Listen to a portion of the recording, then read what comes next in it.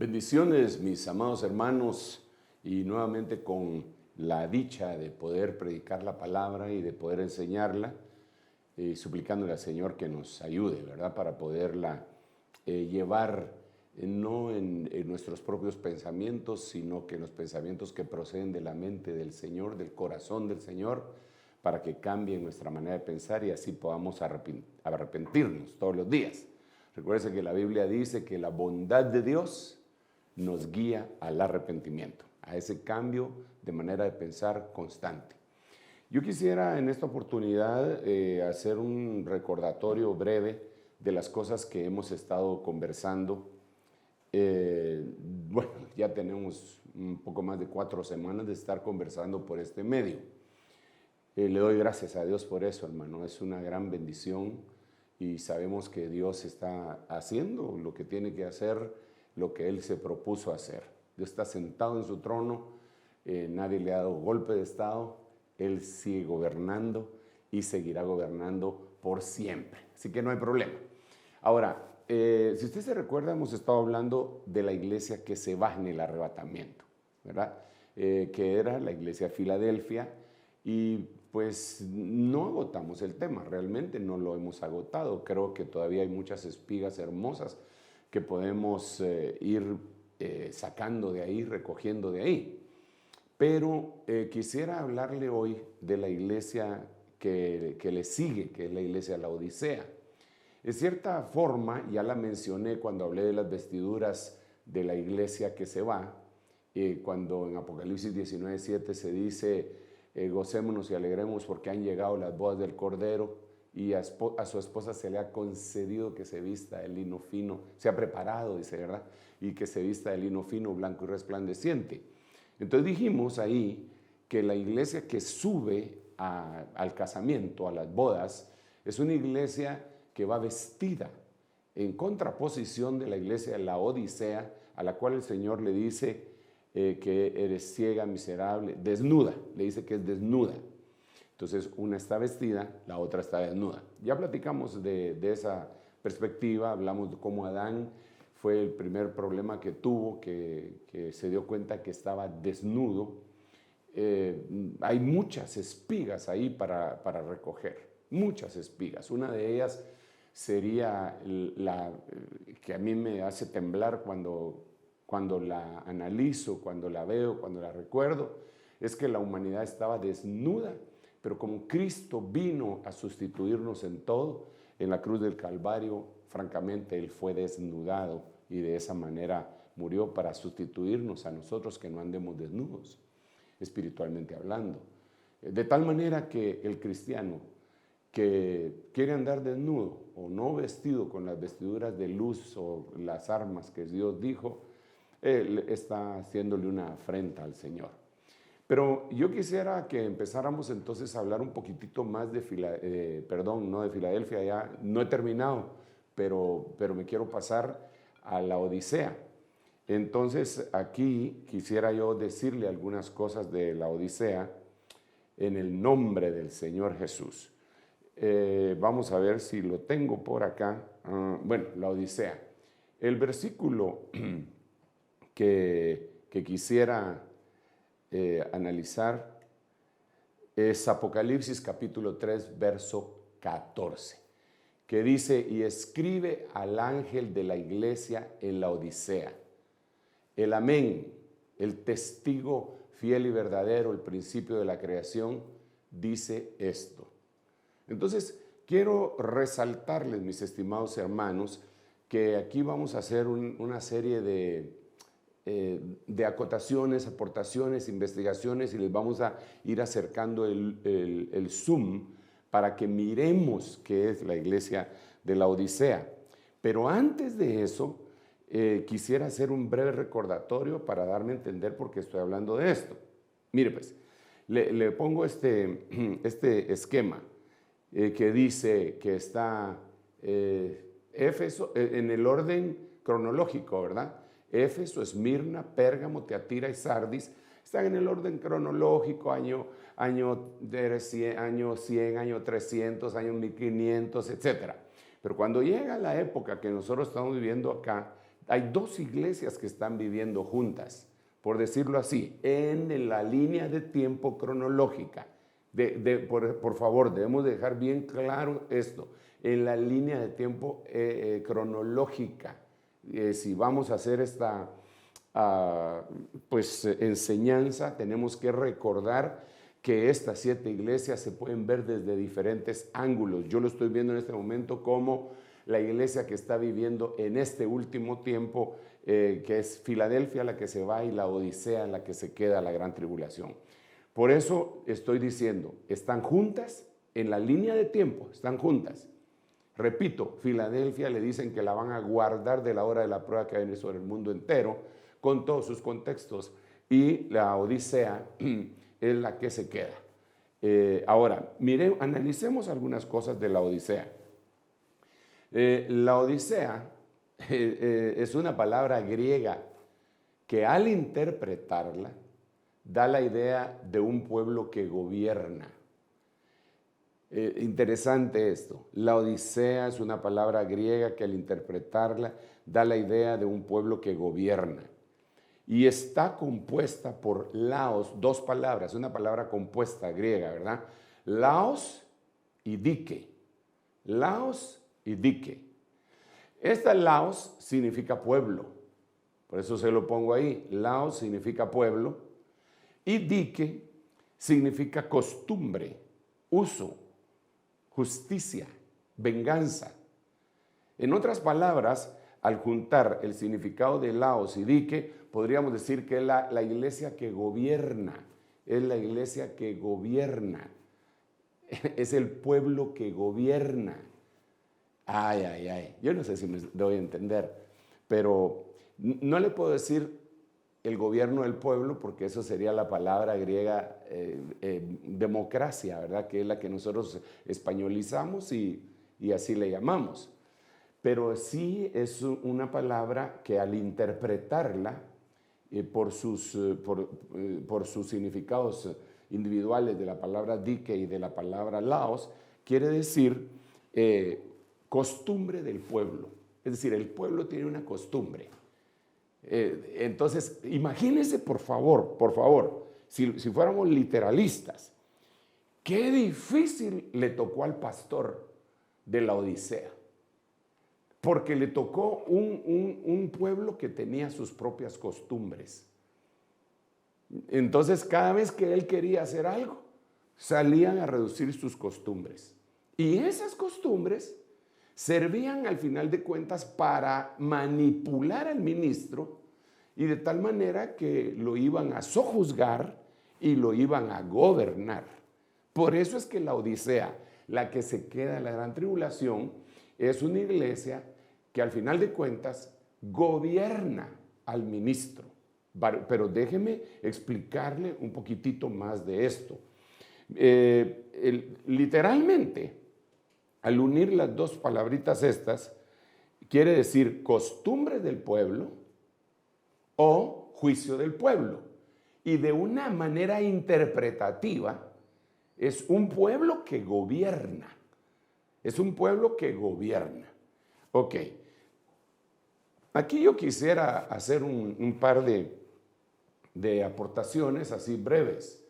No puede ser que en una iglesia, en una congregación, la iglesia, como los oyentes o creyentes, o el diaconado como oficialidad, unido al ancianato, gobiernen al pastor.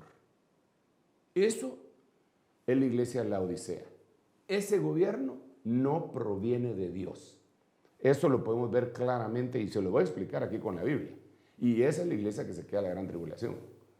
En pocas palabras, si hay una iglesia que tienen que elegir al pastor y someterlo a votación, yo voto por fulano, yo voto por mengano, y que él al final de cada año tiene que empezar a hacer campaña política para que lo vuelvan a nombrar y que conserve su chance y le pagan convirtiéndolo en un ministro asalariado, esa iglesia se queda la gran tribulación. Ese perfil de iglesia es el que se queda la gran tribulación porque está contenido dentro de la Odisea.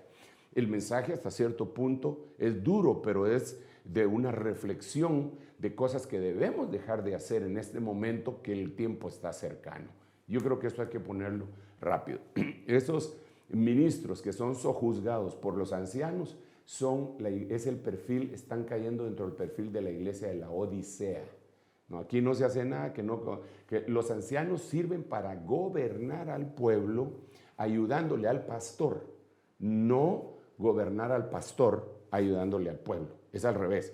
El pastor, en la organización divina, la Biblia dice claramente que existen apóstoles, profetas, evangelistas, pastores y maestros, y un pastor debería de estar cubierto por un apóstol, y ese es una organización, por eso algunas iglesias le llaman a eso el orden divino.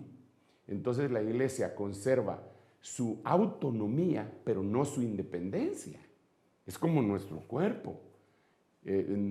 No es independiente. Nuestro cuerpo no es independiente. Mi mano no se va por allá y yo voy a quererla agarrar con la otra mano, véngase para acá. No es independiente. Pero sí tiene ciertos límites de autonomía. Así debe ser el cuerpo de Cristo también. Entonces, cuando analizamos esto, nos damos cuenta que en la Odisea, lo primero que nos metemos ahí es el tema de gobierno. Pero no estoy hablando del gobierno central de un país, no estoy hablando de los poderes ejecutivo, legislativo y judicial, no estoy hablando de los congresos. No, estoy hablando de la iglesia del Señor Jesucristo. De eso estoy hablando. Y cómo se debe de gobernar, según dice la Biblia.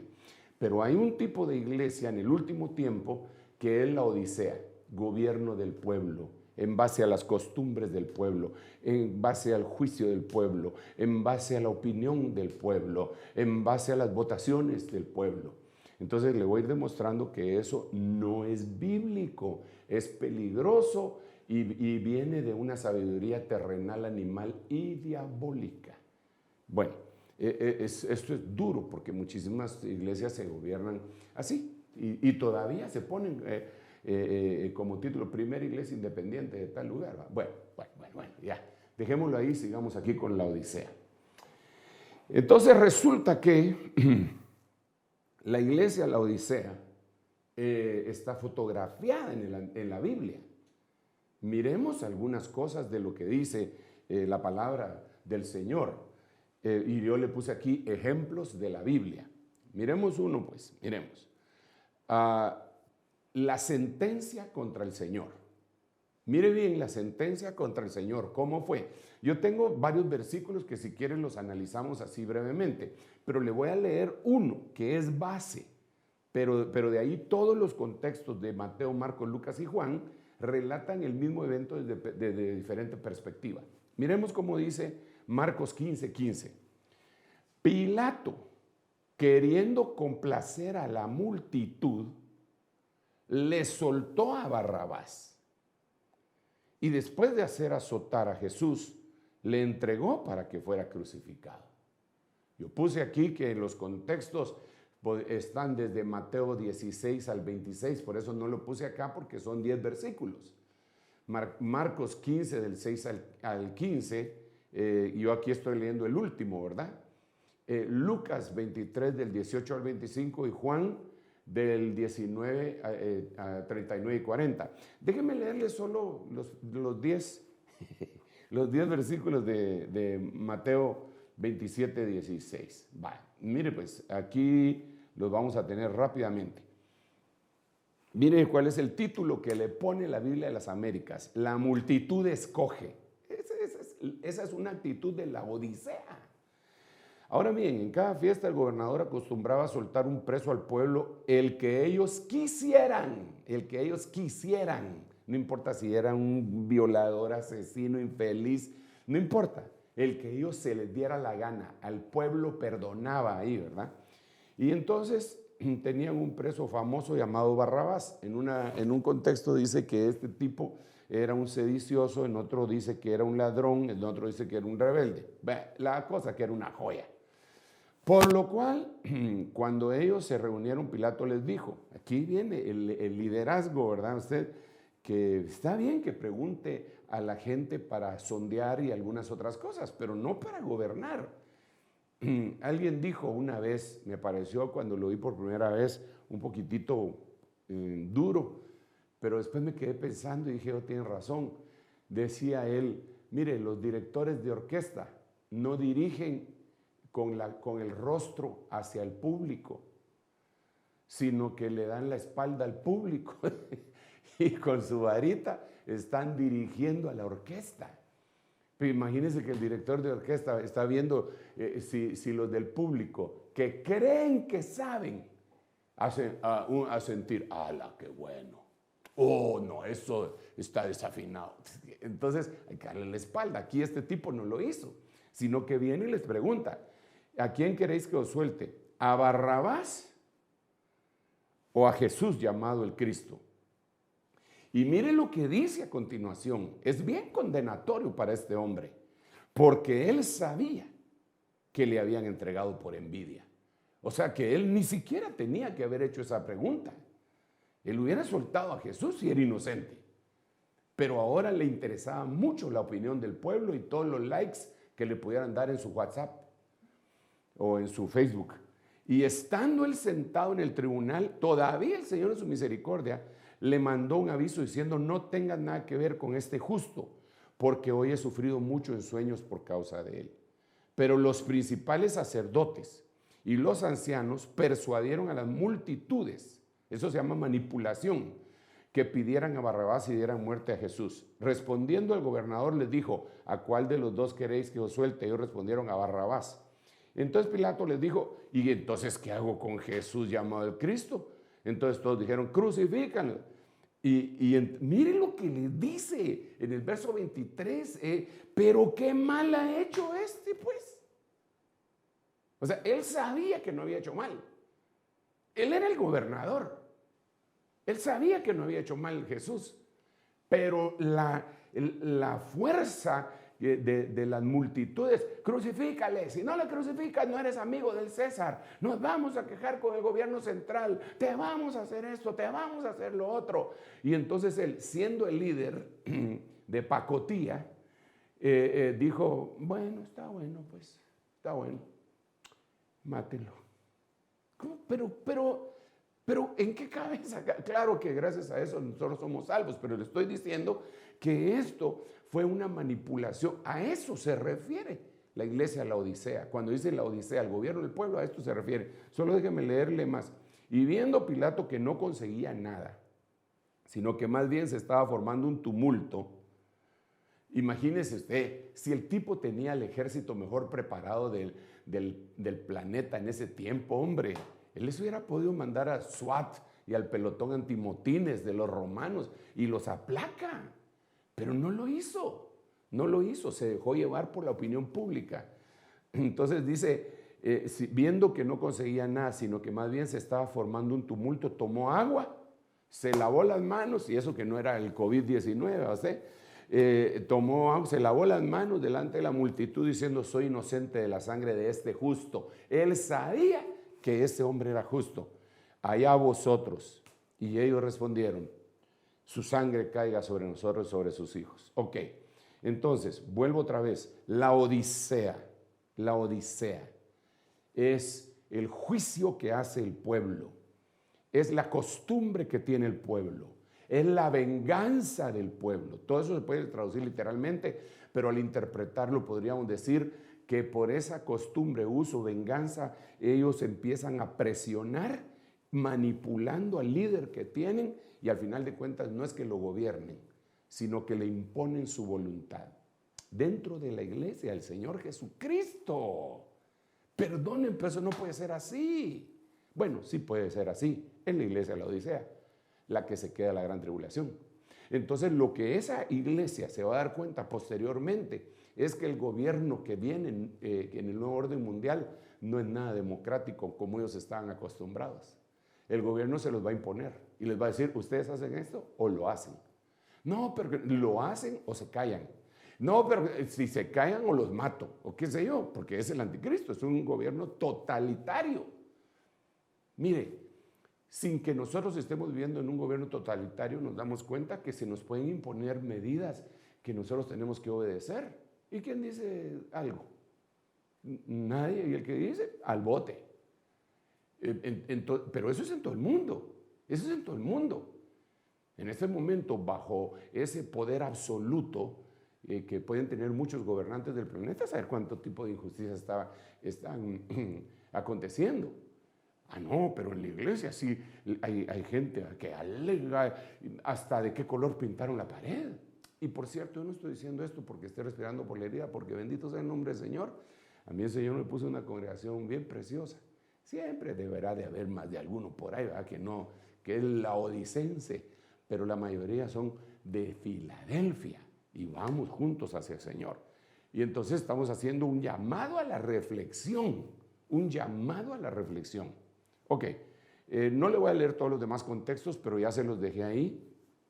Se los voy a poner en grande un ratito, solo para que le tome unas fotos y usted vaya, ahí está, mire. Mateo 27 del 16 al 26, Marcos 15 del 6 al 15, Lucas 23 del 18 al 25 y Juan 19, 39 y 40. Muy bien, sigamos con el otro versículo.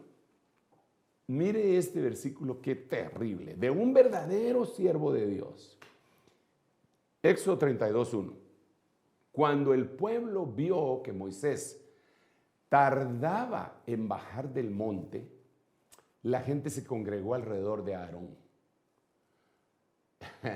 Y le dijeron, levántate. Mire, los patos tirándole a las escopetas.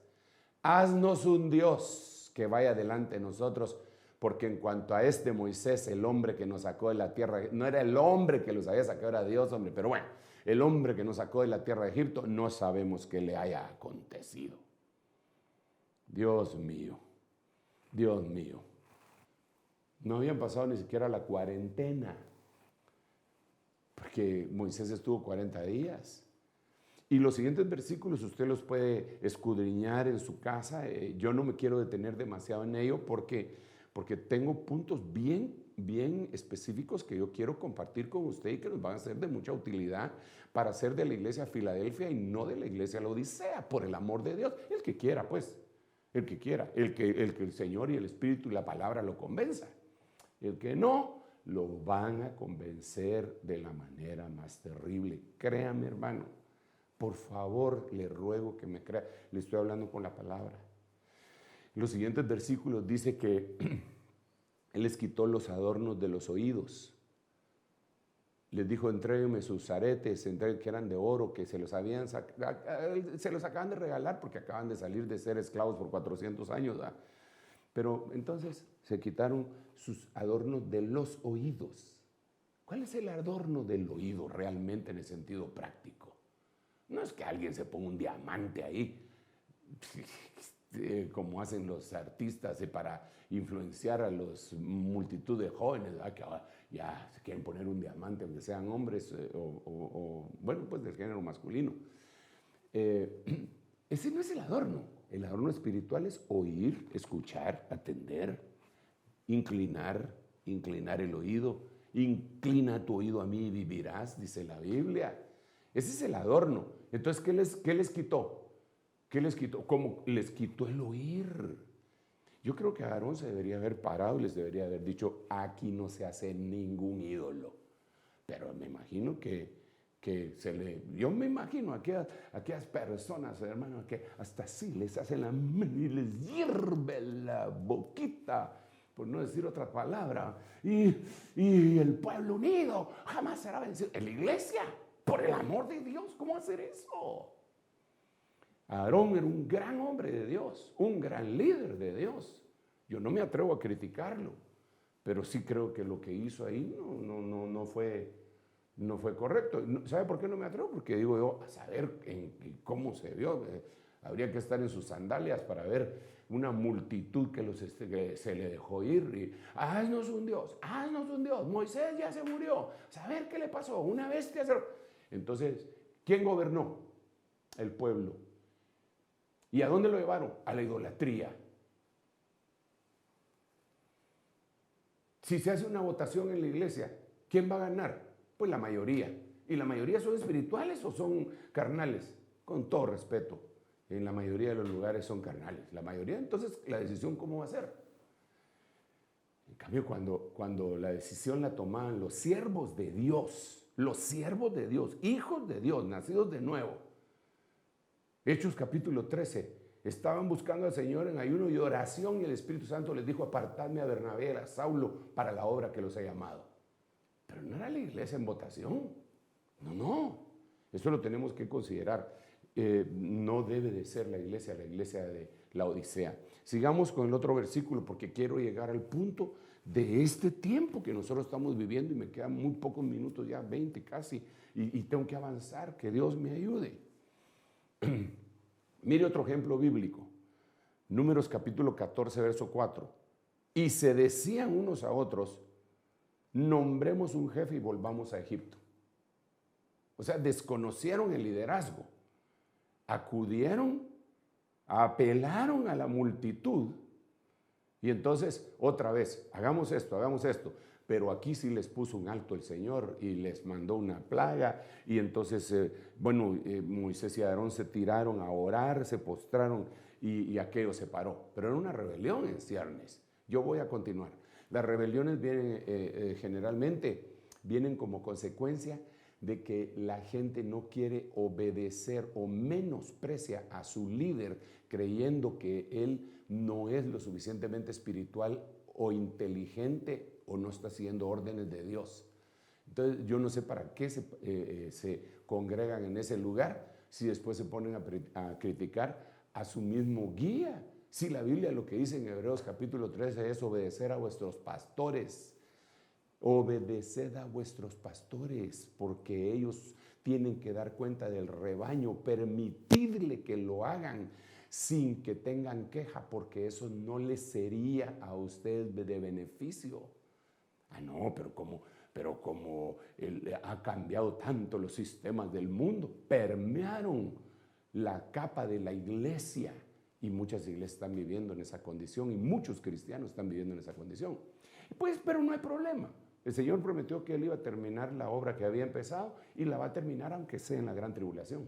Entonces, aquel que no entiende por las buenas, el Señor le va a decir: bueno, yo te estoy ofreciendo, te estoy dando, te estoy poniendo esta cuarentena para que reflexiones. ¿No quieres reflexionar? Vaya, ahí te voy a mandar algo peor, pues. No es maldición, es que el Señor le dijo a aquel hombre que había sanado: mira, no sigas pecando para que no te venga algo peor. Bueno. Ay, Señor Dios mío, Padre Santo, ya casi llevo 30 minutos de estar hablando y yo no he llegado al punto que quiero llegar. Pero ahorita voy. Calma, pueblo. Que no pan del cúnico, dijo no sé quién, ¿verdad? ¿Sí? Llegamos acá. Primer libro de Samuel, capítulo 13, versículo 11. 2 ejemplos de este personaje. Pero Samuel dijo: ¿qué has hecho? Y Saúl respondió: como vi que el pueblo, otra vez el pueblo, se me dispersaba y que tú no llegabas dentro de los días señalados y que los filisteos estaban reunidos en Micmas, entonces yo hice el sacrificio. Entonces, como yo vi que el pueblo se me estaba yendo para las iglesias que hacían conciertos, y yo no había modo que hiciera conciertos, entonces aunque no me gustan, me eché un concierto. En otras palabras, eso es lo que está diciendo Saúl. En otras palabras, no se dejó guiar por la orden profética que había venido de parte de Dios a través de Samuel, sino que vio que el pueblo se estaba dispersando. Pero ¿y a dónde se están yendo? Están yendo a la iglesia tal porque allá tienen el concierto de los hermanitos fulano de tal, y allá los hermanitos menganos. Nombre, entonces hagamos uno nosotros también y pongamos luces de colores y humo y hielo seco y toda la cosa para que los que se fueron. Entonces ¿a quién está obedeciendo? Entonces, ¿el deseo de quién está satisfaciendo?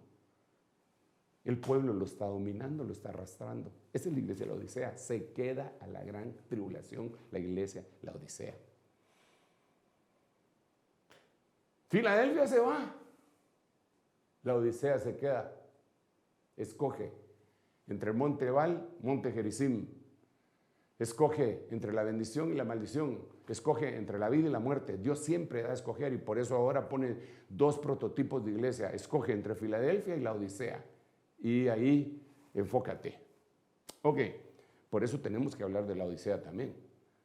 Porque la Biblia dice, en el libro de Efesios, la Biblia de las Américas dice, no participéis de las obras infructuosas de las tinieblas, antes bien desenmascaradlas.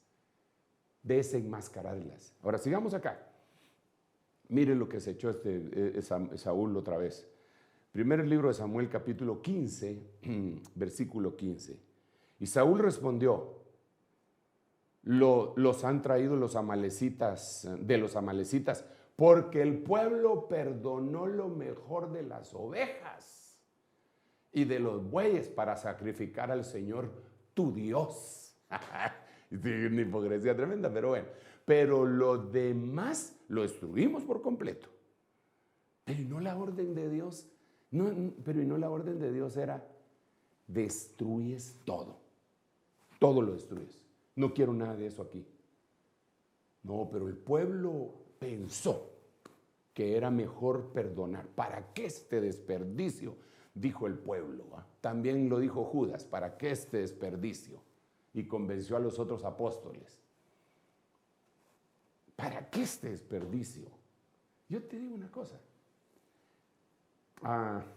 Si tú estás asistiendo a una iglesia donde Dios te llevó y el siervo que tienes ahí sabes que es un siervo de Dios, yo no estoy diciendo que él sea perfecto, pero te estoy diciendo que deberías de obedecer aquellas cosas que no contravienen la palabra de Dios. No puedes ser guiado por tu lógica, porque si no, ¿para qué necesitas guías? ¿Para qué necesitas pastores? Métete en el desierto y sales tú solito. Pero uno tiene que comprender, hermano, mire, cuando se hace un tour, que van bastantes personas, siempre se hay un guía y el guía dice, no hagan tal cosa, no hagan tal otra, miren, vamos a entrar a tal lugar, aquí no vayan a comprar nada, muy caro, aunque me estén viendo mal, los voy a llevar a otro lugar en donde les van a dar más barato los mismos objetos. Y a veces yo he estado en esos tours, una vez que me mandaron a Israel, me enviaron y el guía daba las instrucciones y un montón, y la mayoría obedecían, pero un montón no obedecían. Hacían lo contrario que decía el guía. Entonces yo decía, ¿para qué traen guías? ¿Por qué no pagaron ellos solitos y se van ellos solitos? Pues, ¿sabe por qué? Porque no conocen. No saben, pasan por un monumento histórico y ni siquiera saben que es el monumento super requete contra hiper mega ultra penta gigatera histórico, porque uno no conoce. Así es en lo espiritual. Así es en lo espiritual. Mire, no nos hagamos de otra manera de pensar. ¿En qué trabaja usted? ¿Es abogado? ¿Quién va a saber mejor de leyes que usted? ¿En qué trabaja usted? ¿Usted es médico? ¿Quién va a saber mejor de medicina que usted? Solo sus colegas, ahí se ponen a hablar. Usted cualquier profesión. Pero no porque usted tiene un grado de intelectualidad, un grado de escolaridad elevado, va a creer que su inteligencia humana lo puede guiar en las cosas espirituales. No, Dios levanta líderes y a veces los líderes que levanta ni siquiera tienen la escolaridad que tiene usted, pero Dios le habla. Bueno, así dice la Biblia. Te doy las gracias porque escondiste estas cosas de los sabios y de los entendidos y se las revelaste a los pequeñitos. Vaya. ¿Y sabe qué? Dice la Biblia en una forma tan simbólica y extraordinaria. Un niño los pastoreará, un niño los pastoreará, un niño los pastoreará. ¿No sería mejor que fuera un anciano? Pero el Señor dice que es un niño. ¿Se imagina la Odisea con un pastor que piensa como un niño? Bueno, es terrible. Dios mío, ya me queda muy poco tiempo para terminar este mensaje, hombre. Mire,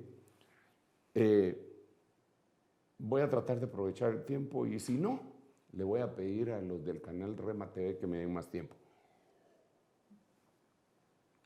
Más les vale que me den. Ahora vamos al tiempo moderno. Ya le puse tiempo bíblico, tiempo moderno. Tiempo moderno, ¿cómo se gobierna el pueblo? La Odisea con mercadotecnia. Ay, Dios. Aquí es donde me tiene el puro callejón. Déjeme explicarle. a grandes rasgos. Mire pues, el concepto de mercadotecnia la enfoca a la misma mercadotecnia, ¿eh?, como una actividad humana. Mire, yo le voy a presentar 3 slides y en los mismos usted va a ver reflejado, y hasta se lo voy a subrayar para que usted se dé cuenta. El concepto de mercadotecnia la enfoca como una actividad humana que trabaja en los mercados para lograr procesos de intercambios que satisfagan necesidades y deseos. Vamos a ver si lo logramos hacer en amarillo. Entonces, ¿cuál es el punto central del mercadotecnia?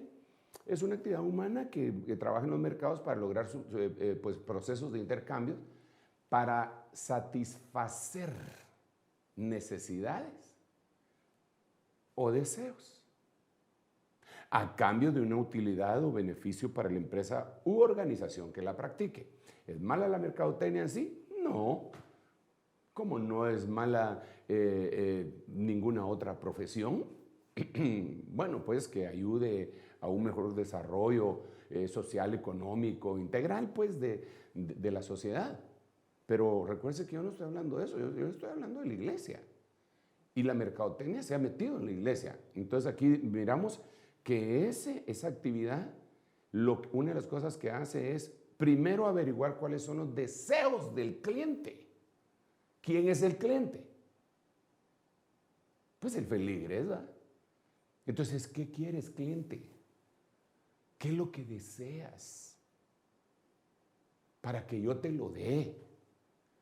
Y entonces tenga una iglesia llena de gente que está llegando ahí porque le están satisfaciendo sus deseos. Él no está llegando para agradar a Dios, él no está llegando para adorar a Dios. Él no está llegando incluso si le dan una palabra muy confrontativa y le dicen que tal o cual cosa es pecado, se enojan y se van en otra iglesia en donde, ¿te gusta eso? No tengas pena, aquí sí lo celebramos. Miremos otro. Uno de los 4 pilares, porque hay 4 pilares en la mercadotecnia, uno de sus 4 pilares de dicha actividad es aceptar que la principal misión de una empresa u organización, la principal misión es satisfacer las necesidades y los deseos de los mercados meta que identifican. A ver, déjenme explicar esto. Pongámoslo en cristiano, en iglesia. Entonces, mercadotecnia identifica primero el mercado meta. ¿Cuál es el mercado meta o grupo objetivo? Hagamos así, breve. Guatemala tiene el 70% de jóvenes menores de 40 años. 70% de la población de Guatemala, 70% de la población de Guatemala es menor de 40 años, es de 39 para abajo. Entonces, 70%, y dicen, yo pues no sé cuánto es el censo y cuán confiable pueden ser los censos, pero al final de cuentas, pongámosle que seamos 16 millones, 17 millones de guatemaltecos. Vuélele pluma y diga cuánto es el 70% de eso. Sería, vamos a ver, 7 por 7, 49. Serían alrededor, creo yo que, no traje mi computadora, pero serían más o menos como unos, vamos a ver, más o menos, sí, eso, cabal. Bueno, no, serían como unos 12 millones, me imagino yo, de gente. Entonces la mercadotecnia ya identificó su mercado meta. ¿Quiénes son? La gente de 40 para abajo. Ok, ya los tenemos identificados. Entonces ahora, eso es lo que hace la mercadotecnia. Eso es lo que hace la mercadotecnia. Entonces viene la mercadotecnia y dice, muy bien, entonces averigüemos cuáles son las necesidades y deseos de ese grupo objetivo, de ese mercado meta. Y les ofrecemos eso. Si fuera un jabón, vamos con las amas de casa o los que lavan pues en la casa, jabón de lavar ropa. ¿Qué le interesa más? Pues que haga espuma, que no me rompa las manos, que tenga buen olor, que deje la ropa blanca. Y entonces ellos miran en las estadísticas cuál de esas cosas se repite más. Y entonces en su anuncio dice jabón no sé cuánto, no mancha no sé cuánto, la ropa sale nítida, con un buen olor, hasta una señora sintiendo el olor. Y florecitas que salen así, mercadotecnia, vendiéndole lo que ella deseaba. Eso es lo que deseaba, aquí está. Ahora lo traemos a la iglesia. ¿Qué es lo que quiere? Yo quiero un pastor que sea bien lindo. Mire, que sea guapo. O que sea joven. Que tenga buenos gatos. Que sea pico de oro. Entonces, echémonos a los viejos. Ahí ya reprendo en el nombre de Jesús, ¿verdad? Quitemos a fulano, mengano, pongamos esta y proyectemos esto, que se vista juvenil, porque con eso va a estar. Quitémosle, no le gusta a la gente la religiosidad, quitemos todo lo que surja como religiosidad. Decir pastor es religioso, llamémosle coach.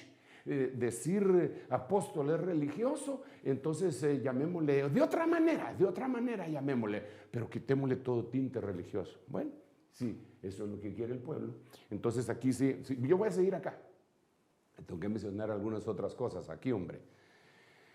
Ay, Dios mío, me quedan unos minutitos todavía. Tengo que llegar, eso es parte, solo estoy entrando en el nombre de la iglesia que se queda la gran tribulación. Porque hay otros elementos que tenemos que analizar. Porque está viviendo en el mismo tiempo. ¿Cuál iglesia prefiere ser? ¿De Filadelfia o la Odisea?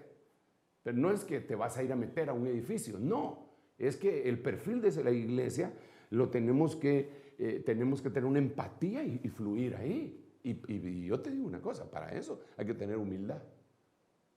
Porque una de las cosas de la iglesia, la Odisea, es que es orgullosa. Y siempre van a decir, esta mula es mi macho. Sí, lo que quiera, pero así lo hago yo. Bueno. Pero si aceptaste a Cristo, eres hijo de Dios, te van a confrontar en la gran tribulación. Yo te estoy diciendo esto porque de veras estamos en un periodo que no sabemos cuánto tiempo nos queda sobre esta tierra. El nuevo orden mundial está a la vuelta de la esquina. Y ese nuevo orden mundial es la plataforma para el gobierno del anticristo. Sabe que estaba leyendo, y se me pasa el tiempo, pero se lo tengo que decir, estaba leyendo nuevamente el capítulo 6, versículo 8 de Apocalipsis, del cuarto jinete, el jinete con nombre. El jinete, porque todos los demás jinetes no tienen nombre, solo el cuarto tiene nombre, se llama muerte. Pero cuando voy a investigar el nombre en griego, es Thanatos. Thanatos era el dios de la muerte entre los griegos, se llama Thanatos. No, así se llama, digamos, en España a las funerarias les dicen tanatorio.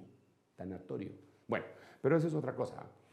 Esa palabra Thanatos en el diccionario Swanson dice que significa enfermedades pandémicas. Así dice, enfermedades en plural, pandémicas. Entonces, si leemos bajo esa perspectiva, otra vez, Apocalipsis 6:8, vamos a ver, y salió un caballo amarillento, Cloros, y el jinete que lo montaba se llamaba pandemia, enfermedades pandémicas, y la muerte, el Hades, el Seol, lo seguía, y se le dio oportunidad para matar a la población de la tierra con espada, hambre, con pestilencia, con las bestias de la tierra. ¿Cuánta gente? La cuarta parte del planeta. Esto solo es el principio. No estoy tratando de asustar a nadie porque se debería de alegrar, porque cuando estas cosas empiecen a suceder, erguíos, levantad vuestras cabezas porque vuestra redención se acerca. Entonces vuelvo otra vez a Filadelfia. Por eso es la importancia de este mensaje. ¿Qué vas a hacer? ¿Vas a seguir en lo mismo siempre? No nos va a cambiar nada esta crisis. O unas libras más, unas libras menos, unos quetzales más, unos quetzales menos. Eso es todo lo que va a afectar. No, señores, tiene que afectar algo más profundo en nuestro corazón. No podemos seguir viviendo de la misma manera. Tiene que haber un cambio, pero sustancial. Bueno, entonces miremos otra cosa que dice, otro pilar. Dice, es el no olvidar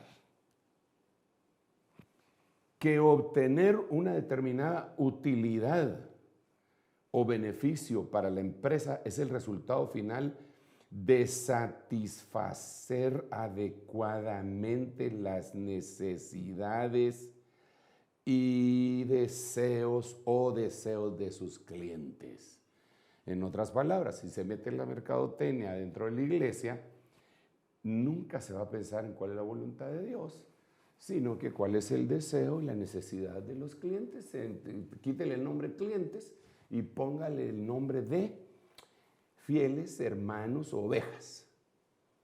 Entonces, yo entiendo que todos nosotros como ovejas tenemos necesidades y deseos, pero sobre ellos está el deseo de Dios. Por ejemplo, Santiago capítulo 4, verso 4 dice: ¿o pensáis que la Escritura dice en vano, el Espíritu Santo os anhela, os desea celosamente para sí? Entonces Dios tiene deseos y esos deseos están sobre los nuestros. Esos deseos están sobre los nuestros, definitivamente. Dice el mismo Señor Jesucristo, estando en Getsemaní, lo dijo bien puntual. El Señor dijo: si es posible pasar esta copa de mí, es una necesidad, estás sufriendo, pásala, pero si no, que sea tu voluntad y no la mía. Entonces, sometió sus deseos y sus necesidades, los sometió a Dios por la voluntad de Dios. Hoy no. Hoy la gente que ora le dice: Señor, y yo esto no lo recibo, no voy a tomar un no por respuesta. ¿Pero por qué? ¿Cómo así? Discúlpeme. Esto es la iglesia de la Odisea. Y la gente tiene que salir de ahí. Bueno, si quieren. Si no, pues que sigan ahí, ¿verdad? Yo creo que Dios va a levantar muchos ministros enseñando la palabra para que la gente se vuelva de sus malos caminos, ¿verdad? Ahora, miremos otra cosa, porque todavía tengo unos 3 minutitos. En otras palabras, puse yo aquí, estas ya son pensamientos míos, la mercadotecnia dentro de la iglesia es satisfacer los deseos y necesidades de los feligreses en vez de agradar a Dios y seguir su voluntad. Es averiguar qué quiere el pueblo y darles eso, lo que ellos desean y no lo que Dios ordena. ¿De cuánto quiere que se tarde el culto, hermanito? Hay mucho tiempo la alabanza, mejor póngale solo 15 minutitos, porque muy aburrido estar cantando. Sí, pero cuando te ibas al concierto de fulano, menganos en Perencejo, que no voy a decir nombres, ahí sí, hasta ponías 100 pesos más para que siguieran los mariachis o la marimba, ¿eh? Pero en la iglesia, no, ahí no, usted que, fíjese que ya, que sean solo 15 minutitos y la prédica suavecita, que no hablen de cosas así feitas, porque eso no me gusta, me puede ofender. Vaya, bueno. Entonces, por eso dice la Biblia que muchos se amontonarán maestros por picazón de oídos y por lo que ellos quieren oír. Es un peligro. Sí, lo que tenemos que hacer es exponernos ante la palabra de Dios y ante el Espíritu de Dios. Miremos otra cosa que yo puse acá para poner un ejemplo. Mire pues, en los colegios se ve la llamada presión de grupo. Vaya pues, ahí está el patojito de 12, 13, 14 años que está bien educado por su papá, no fuma, ni chupa, ni nada. Pero los compañeros, si sos hombre, si sos hombrecito, entonces la presión de grupo hace que el patojo al final de cuentas diga, bueno, si es a una patojita y todavía sos virgen, pero estás viviendo en el siglo, en la época medieval, hombre. De plano que hasta cinturón de castidad te ponen y lo empiezan a la niña, va de darle, y va de darle, y va de darle. Y entonces la niña cede. Y eso aunado con las películas, el Hollywood, lo que le pasó a Dina, que se fue como embelequera a ver qué era lo que pasaba con la gente que le rodeaba, ¿va? Y entonces ahí cayeron. Eso es presión de grupo. Ahora amplifiquémosla en los gobiernos. Se ve en la llamada opinión pública. Un gobierno toma tal decisión y entonces alguien empieza a fastidiar en la opinión pública y si tienen algún peso o tienen un conglomerado que se ponen de acuerdo para criticar una orden presidencial, por ejemplo, empiezan, pues va a darle, va a darle, va a darle. Y eso es como un hachazo, y otro hachazo, y otro hachazo, y otro hachazo. Y que le llegan a decir al gobernante, mire lo que están diciendo de usted, mire lo que están diciendo de la decisión que tomó, mire que hay una amenaza de esto, mire. Y entonces al final hay gobiernos que se retractan, que dicen, está tomando en cuenta y no están gobernando. ¿Quién está gobernando? Pero eso es otra cosa, vamos, porque eso sí ya es democracia. Ahí sí todos tenemos derecho a decir un montón de cosas. Pero en la iglesia se supone que es una teocracia, que en donde Dios gobierna por medio de una persona o de varias personas, porque entiendo que en la multitud de consejos está la victoria y sabiduría. Por eso tenemos que sujetarnos unos a otros y bueno, esa es otra temática. Entonces, en la Odisea se ve lo que el pueblo desea. El pastor toma una decisión y todos le empiezan a decir qué buena decisión, qué buenísima decisión. Se siente. Y a veces esa, como ahora tenemos los medios, jamás en la historia, me voy a tomar otros minutitos más, disculpe, yo sé que se terminó el tiempo, pero me voy a tomar unos minutitos más. En este tiempo que nosotros nos ha tocado vivir, nunca las herramientas de comunicación fueron tan fuertes como las que tenemos. Nunca antes. Los que nos antecedieron no tuvieron alguien que los presionara por Twitter, por Instagram, por Facebook o por cualquier. No tenían. Si ahora cualquier persona hace un perfil falso y saca una noticia falsa o saca un insulto o lo que sea. Entonces, mucha gente, sobre todo líderes de la iglesia cristiana, se dejan llevar por eso. Y eso se llama el gobierno del pueblo, eso se llama la odisea. Entonces, no se debe dejar manipular, sino que se debe dejar gobernar por el Espíritu Santo y la palabra y el orden divino que el Señor dejó establecido. La Biblia dice que el que no conteste conforme a este dicho, a la ley y al testimonio, a la palabra y al Espíritu, no les ha amanecido. ¿Sabes? La gente, bueno, voy a seguir, le voy a poner otros versículos. Solo versículos. Ni los voy a explicar porque ya se me terminó el tiempo. Mire, antídoto contra la odisea. Porque busco ahora el favor de los hombres o el de Dios. O me esfuerzo por agradar a los hombres. Si yo todavía estuviera tratando de agradar a los hombres, no sería siervo de Cristo. Entonces, yo dije que no iba a explicar, solo iba a leer, pero más claro no está. Nosotros como siervos de Dios no podemos convertirnos en el ángel de la iglesia de la Odisea. Tenemos que buscar el favor de Dios, agradar a Dios, no el favor de los hombres. Un aplauso para el fulano de tal, cómo se está portando en medio de esta pandemia. Bravo, bravo, bravo. Está regalando muchos víveres a todos lados. Bravo, bravo, bravo. Y se le olvida que la Biblia dice que nosotros no debemos de publicar, que la mano derecha no debe saber lo que la izquierda hace. Bravo, bravo. Qué bueno, qué bueno. Entonces aquí se me viene otro versículo que está aquí en Lucas capítulo 6, 26. Ay de vosotros cuando todos los hombres hablen bien de vosotros, porque de la misma manera trataban a sus padres a los falsos profetas. Entonces, yo lo que quiero decir es, nosotros tenemos que tener sentido común, pero más que sentido común, tenemos que ser guiados por el Espíritu Santo, hacer las cosas adecuadas. Pero si todos están hablando bien de nosotros, esa es una alerta. No estamos haciendo bien la obra de Dios. Bueno, así dice Lucas 6:26, ¿verdad? No es primera de Sergio, es Lucas 6:26.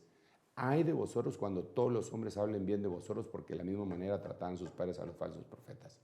Entonces, nosotros tenemos que exponer, hablado y escrito, Los que van a recibir bendición, enhorabuena, gloria a Dios. Esos serán. Y aquí dice los hombres. Cuando se dice los hombres se refiere a la humanidad. No habla de la iglesia. La iglesia sí debería de hablar bien de su pastor y decir sí, amén, sí es. Pero los hombres, cuando habla de los hombres, se refiere a lo externo de la iglesia. Entonces, si ya afuera empiezan a hablar bien de usted, todos, hay que hacer una revisión de campamento. Voy a finalizar en un rato, pero le quiero leer 3 versículos de Apocalipsis 18, el 11, 12 y 13. Aquí está hablando de Babilonia. Y estoy hablando de la mercadotecnia, de los mercaderes, de la odisea, del gobierno, el juicio, la presión que ejerce el pueblo. Y los mercaderes de la tierra lloran y se lamentan por ella, porque ya nadie compra sus mercaderías. El verso 12 dice, ¿cuáles son sus mercaderías? Cargamento de oro, plata, piedras preciosas, perlas, lino fino, púrpura, todo esto tiene una tipología hermosa, ¿verdad? Seda, escarlata, toda clase de maderas olorosas, objeto de marfil, todo objeto hecho de maderas preciosas, bronce, hierro, mármol, canela, especias aromáticas, incienso, perfume, mirra, vino, aceite de oliva, flor de harina, trigo, bestias, ovejas, caballos, carros. Y estos 2 últimos es bien interesante, esclavos y vidas humanas. Pero vidas humanas dice aquí la Biblia de las Américas, pero en el original dice almas humanas. Entonces la mercadotecnia en la iglesia logró convertir en mercadería a los humanos que se dejaron. Tienes hoy que escoger qué vas a hacer. Si eres de la iglesia Filadelfia o de la iglesia Laodicea. Es una escogencia tuya. Si vas a escoger el monte Ebal o el monte Gerizim. Si vas a escoger la vida o la muerte, la bendición o la maldición. Miremos acá. Mire, interesante porque este versículo no se lee de esa manera, se lee desde otra perspectiva. Y por avaricia harán mercadería de vosotros con palabras fingidas. Sobre los tales ya de largo tiempo la condenación no se tarda y su perdición no se duerme. Mire pues, la mayoría de la gente piensa que aquí está diciendo que por avaricia le van a sacar la plata a la gente. No, eso no es lo que dice ahí. Lo que ahí dice es que van a volver a la persona una mercadería. ¿Y cómo se puede volver a la persona una mercadería? Con mercadotecnia. Cuando ya la mercadotecnia te clasifica y te dice que tú eres del grupo 3A, 2A, que ya te clasificó, te convirtió en mercadería. Cuando ya la mercadotecnia dice, tú vives en tal sector de la capital y entonces tienes más poder adquisitivo y entonces te mandan ciertos periódicos, ya te clasificaron. Eso es lo que hace la mercadotecnia. Pues está bien que lo hagan, ¿verdad? No hay problema, no tengo problema con eso. Que lo hagan las tarjetas de crédito, que le hagan los periódicos, los centros comerciales. Al final de cuentas, eso es de lo que viven. De lo que no puedo estar de acuerdo es que la iglesia haga eso. Y que entonces haga grupos objetivos de iglesias de ricos, de iglesias de pobres, de iglesias de jóvenes, No, la iglesia es la iglesia. No puede ser hecha mercadería. Tengo la tentación de leerle un último versículo antes de orar por usted. Se lo voy a leer. Ezequiel 28, 16. ¿En dónde empezó todo este asunto de la odisea? Con el diablo. Mire lo que dice Ezequiel 28, 16. A causa de la abundancia de tu comercio, repito, a causa de la abundancia de tu mercadería, a causa de la abundancia de tu vanidad, te llenaste de violencia y pecaste. Yo pues te he expulsado por profano del monte de Dios y te he eliminado, querubín protector, en medio de las piedras de fuego. Padre Santo, lo voy a dejar hasta ahí. Es solo para finalizar diciéndole, estoy hablando de las 2 iglesias que están en la línea de tiempo en este momento, Filadelfia, que es la que se va, y la Odisea, que es la que se queda. ¿De cuál de las dos quieres ser? Tú escogerás. Yo sé que algunos hermanos dicen, yo de Filadelfia. Otros dirán, ¿qué me importa? De todos modos yo soy cristiano. Sí, está bien, no hay problema. Tú eres el que hace la elección, ¿verdad? Y yo solamente cumplo como atalaya para subirme en la torre de los atalayas y decirte las cosas que veo venir para que te apercibas y sin ser Pilatos me lavo de la sangre de cualquiera porque les advertí.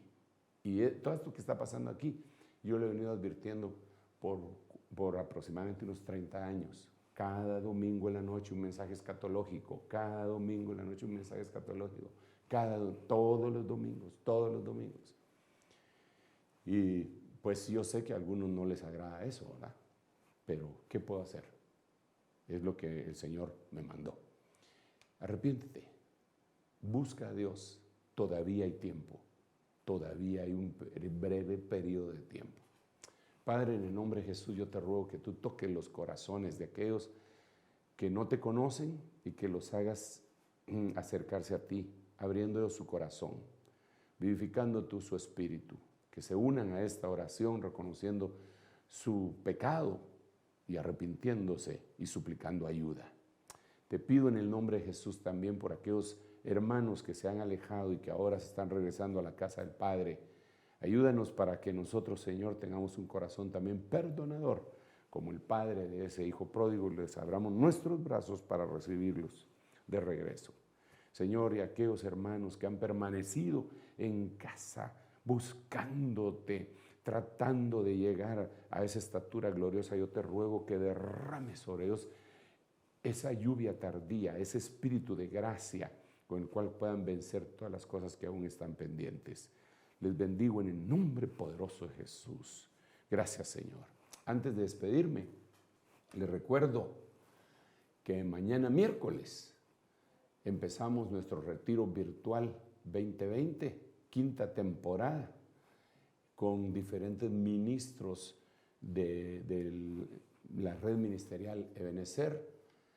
Y además en la noche vamos a seguir teniendo el panel de preguntas y respuestas antes de escribirlos en la revista que le había ofrecido.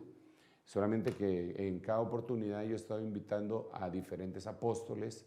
Ya ha estado con nosotros el apóstol Germán Ponce, Billy Buster, Samuel Díaz, estuvo Raúl Martínez, estuvo Luis Ponce y estuvo Gerardo Santiago.